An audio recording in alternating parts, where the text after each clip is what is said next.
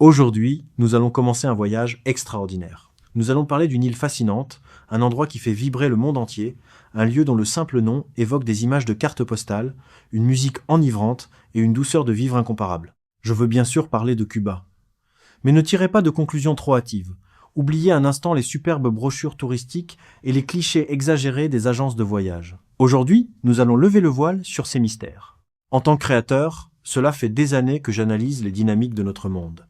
Et s'il y a bien un pays qui pousse les paradoxes à leur paroxysme, c'est Cuba. Derrière les façades colorées des rues de la Havane et le rythme de la salsa, se cache une réalité infiniment complexe, parfois lumineuse, parfois sombre et même déchirante. Ce que je veux vous raconter aujourd'hui, c'est le Cuba le plus brut, le plus vrai, le plus authentique et sans aucun tabou. Préparez-vous, car ce que vous allez découvrir risque de changer radicalement votre regard sur cette île unique au monde. Quand on pense à Cuba, la première image qui vient à l'esprit est celle d'un paradis tropical, où le temps semble s'être arrêté. On croit entendre les mélodies de guitare du Buena Vista Social Club, on s'imagine flâner sur le Malecón, un verre de rhum à la main, en admirant un coucher de soleil spectaculaire. C'est l'image idéale que tout le monde adore. Pourtant, dès que l'on s'éloigne des sentiers battus, on découvre un paysage totalement différent, une réalité sociale complexe et douloureuse. Cuba est souvent appelée l'île des plaisirs, mais pour les habitants, ces plaisirs cachent souvent d'immenses sacrifices. L'un des aspects les plus poignants, dont on parle souvent à voix basse dans les ruelles sombres, est l'omniprésence du commerce du sexe. Cette industrie parallèle se développe à une vitesse folle, en particulier à proximité des grands hôtels touristiques. C'est pas un choix, c'est une nécessité pour survivre.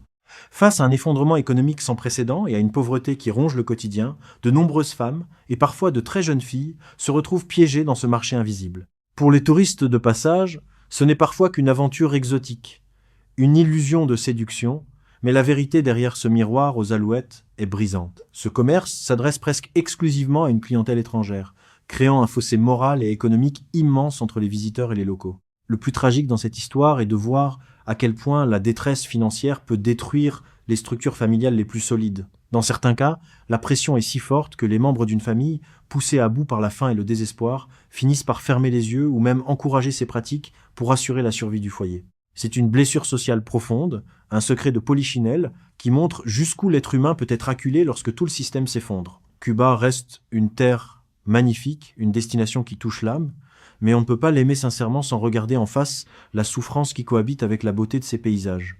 Cette dualité est au cœur même de l'expérience cubaine. D'un côté, les touristes viennent chercher une déconnexion totale des plages de sable blanc à perte de vue et de superbes vestiges coloniaux. De l'autre, la population locale vit sous un régime politique extrêmement rigide. Depuis la révolution de 1959, Cuba est dirigée d'une main de fer par le Parti communiste. Pour les Occidentaux habitués au débat d'idées, la vie quotidienne à Cuba est un véritable choc. Ici, l'État contrôle absolument tout. L'économie, l'éducation, la distribution de nourriture et surtout l'information. Imaginez un monde où les médias indépendants n'existent pas, où chaque journal, chaque émission de télévision et chaque flash radio est filtré par la propagande d'État. Accéder à une information neutre, objective ou internationale est un défi permanent. Dans un tel environnement, la liberté d'expression n'est qu'un concept théorique.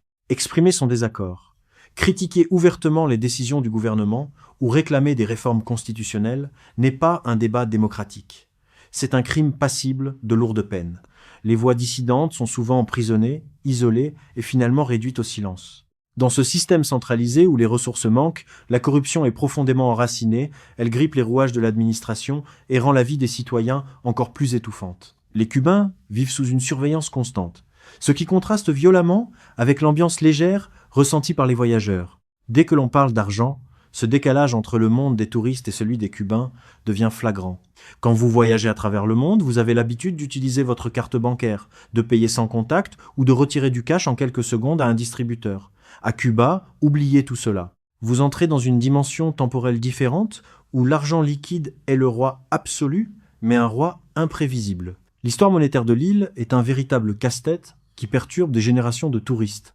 Pendant des décennies et jusqu'à une réforme majeure en 2021, Cuba faisait circuler plusieurs monnaies en même temps, créant deux économies parallèles, une pour les locaux et une pour les étrangers. Même si le gouvernement a essayé de simplifier le système, la gestion financière reste très complexe. À votre arrivée, vous devez obligatoirement changer vos devises en pesos cubains. Mais attention, les règles changent tout le temps. Par exemple, si vous venez avec des dollars américains, Vous subissez souvent des taxes punitives, une majoration qui rappelle cruellement que la géopolitique s'invite jusque dans votre portefeuille. Les distributeurs automatiques sont rares, souvent en panne ou vides, et les frais sont exorbitants. Voyager à Cuba signifie donc transporter de grosses sommes d'argent liquide, calculer sans cesse le taux officiel par rapport au marché noir et avancer à tâtons dans un système où les prix fluctuent énormément. Pourtant, malgré une économie figée et complexe, Cuba a su préserver un artisanat d'excellence et des trésors culturels qui font sa fierté internationale. S'il y a bien un produit qui symbolise la perfection et le luxe absolu à la cubaine, c'est le cigare. Le cigare de la Havane n'est pas un simple produit de consommation. C'est une œuvre d'art et un monument historique. Derrière chaque vitole se cache un savoir-faire ancestral, une patience et un dévouement unique au monde. Le processus de fabrication est d'une précision incroyable. De la graine de tabac plantée dans les terres fertiles de la région de Vuelta a Bajo jusqu'à la boîte finale, on estime qu'une seule feuille passe par près de 500 étapes de manipulation humaine. Rien n'est industrialisé, tout est fait à la main par des artisans appelés torcedores qui se transmettent ce métier de génération en génération. C'est ce lien fusionnel avec la terre et le temps long qui donne au cigare cubain sa réputation mondiale de perfection. Des marques légendaires comme Cohiba, dont l'histoire est liée à celle de Fidel Castro lui-même, Monte Cristo ou Roméo et Julieta, ne sont pas de simples étiquettes, ce sont les ambassadeurs d'un patrimoine vivant. Chaque année, La Havane accueille le célèbre Festival international du cigare, devenant le paradis des passionnés du monde entier qui viennent acheter des pièces rares à des prix astronomiques. Pour le voyageur, visiter une vega, ces plantations traditionnelles où le temps semble suspendu sous des séchoirs en bois, c'est toucher du doigt l'âme résiliente et fière du peuple cubain. Cependant, cette splendeur culturelle cohabite avec une séparation spatiale et économique choquante, dont le symbole le plus frappant est la péninsule de Varadero. Varadero est la vitrine dorée de Cuba, une bande de terre de 22 km qui s'avance dans l'Atlantique, bordée d'une plage de sable blanc et d'une eau turquoise d'une beauté irréelle. C'est le paradis des complexes hôteliers tout inclus, le royaume du farniente et du rhum à volonté. Pour des millions de touristes occidentaux, Cuba se résume à cette zone sécurisée et confortable. Mais la réalité est que Varadero est une bulle artificielle, un mirage économique complètement déconnecté du reste du pays. Pendant que les vacanciers se détendent au bord d'une piscine-lagon en sirotant un cocktail, à quelques kilomètres de là, de l'autre côté des points de contrôle, les Cubains se battent chaque jour pour trouver du pain, du lait ou le carburant nécessaire pour aller travailler. Ce luxe réservé à l'exportation face à la pauvreté de l'arrière-pays crée un fossé social immense. Varadero apporte les précieuses devises étrangères dont le gouvernement a besoin, mais elle met aussi en lumière l'injustice flagrante d'un système qui privilégie le bien, être des visiteurs éphémères au détriment de la dignité de son propre peuple. Les difficultés économiques et l'absence de perspectives d'avenir ont fini par provoquer un traumatisme démographique majeur, l'exode. Depuis des décennies, et avec une forte accélération ces dernières années, Cuba perd ses forces vives. Fuir l'île n'est pas un choix de carrière, c'est un acte de désespoir total. Face aux pénuries chroniques et à un horizon politique totalement bouché, des milliers de Cubains choisissent chaque jour de tout abandonner pour tenter l'aventure de l'émigration, avec pour destination principale les États-Unis ou l'Espagne. Cependant, ce voyage vers la liberté ou le simple confort matériel est un chemin semé de dangers mortels. Beaucoup se lancent à la mer sur des embarcations de fortune, les balsas, affrontant les courants violents et les requins du détroit de Floride. D'autres, de plus en plus nombreux ces derniers temps, s'endettent sur plusieurs générations pour payer des réseaux de passeurs sans scrupules, empruntant des routes terrestres interminables et extrêmement dangereuses à travers l'Amérique centrale. Les chiffres sont vertigineux. Entre 2021 et 2022, les statistiques officielles ont enregistré l'interception de plus de 270 000 Cubains aux frontières américaines.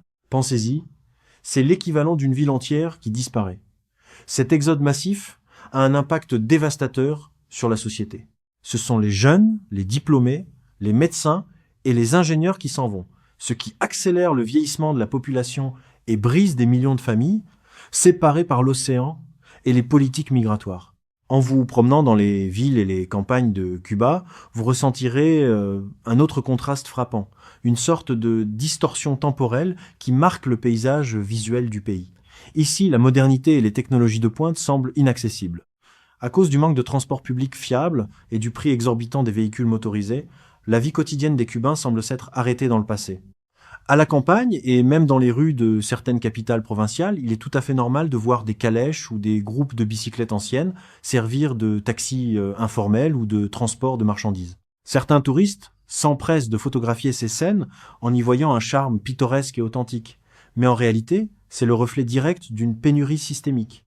Le code de la route locale a dû s'adapter à cette cohabitation forcée, en imposant des règles strictes aux rares conducteurs de voitures pour éviter les accidents avec ces transports lents.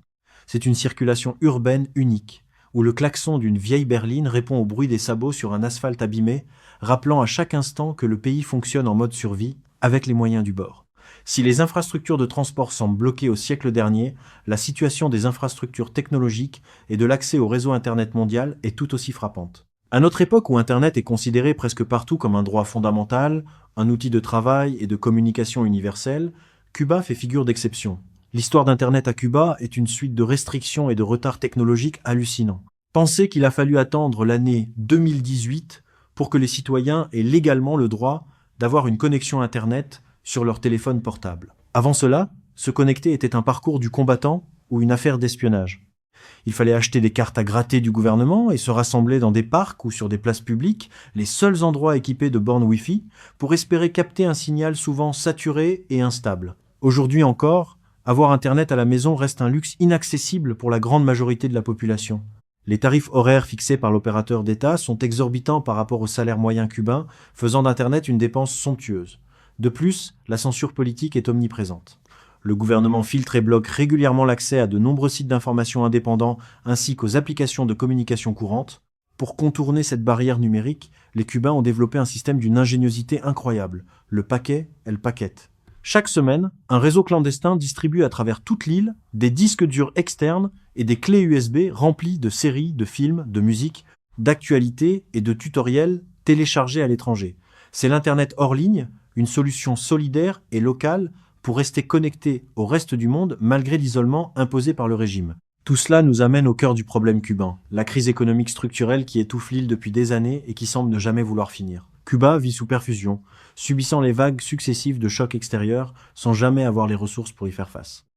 La pandémie de Covid, un œuf, a agi comme un accélérateur de cette agonie en coupant net le tourisme, qui représentait la principale source de devises de l'économie.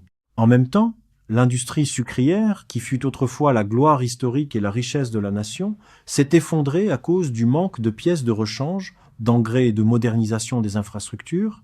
Cuba se retrouve dans une situation intenable. Pour survivre, le pays doit importer près de 70% de sa nourriture et de ses carburants, mais les caisses de l'État sont vides. En 2024, la crise a atteint un point critique. Les pénuries ne sont plus des événements isolés, elles sont devenues la norme absolue. Les médicaments de base et les produits essentiels comme la farine, l'huile ou le lait ont totalement disparu des étals des magasins d'État. Les Cubains passent une partie de leur vie à faire la queue pendant des heures, sous un soleil de plomb, sans même être sûr qu'il restera quelque chose à acheter une fois arrivés devant le comptoir. Pour couronner le tout, des coupures d'électricité massives ont lieu tous les jours, appelées les apagones. Elles plongent des villes entières dans le noir et le silence pendant 10, 12 ou parfois 16 heures d'affilée, rendant la conservation des aliments impossible et la vie quotidienne insupportable. Cette dégradation générale se ressent même dans les infrastructures qui devraient être préservées pour maintenir l'illusion du tourisme. Les hôtels. Lorsque vous réservez un voyage à Cuba, les photos sur les sites internet vous montrent de magnifiques hôtels, des halls immenses et des chambres au confort international. Mais une fois sur place, la réalité est bien différente et réserve de grosses déceptions. En dehors de quelques rares établissements de très grand luxe gérés par des chaînes internationales en partenariat avec l'armée cubaine, la grande majorité des hôtels de l'île souffrent d'un manque d'entretien chronique. L'embargo, la mauvaise gestion et l'absence totale d'investissement pour la maintenance de routine ont transformé des hôtels autrefois superbes en bâtiments dégradés. Les pannes d'ascenseurs, les climatisations bruyantes qui lâchent en pleine chaleur, les fuites d'eau et les coupures d'eau courante sont le quotidien des voyageurs. Même le personnel, souvent payé avec des salaires minimes et manquant de ressources de base, a du mal à fournir un service conforme aux standards internationaux. Vous pouvez vous retrouver dans un hôtel 4 étoiles qui manque de papier toilette ou de beurre au petit déjeuner, simplement parce que la chaîne d'approvisionnement nationale est complètement rompue. Cela rappelle cruellement que même dans les espaces conçus pour les étrangers, la réalité de la crise cubaine finit toujours par rattraper les touristes. Pour comprendre comment un pays avec autant de ressources naturelles et culturelles en est arrivé là, il faut analyser la nature de son système politique et économique, qui est unique et totalement différent de ce que nous connaissons. Depuis plus de 60 ans, Cuba applique un modèle de socialisme d'État hyper centralisé où l'initiative privée a longtemps été considérée comme un délit ou, au mieux, comme une exception tolérée à contre-cœur.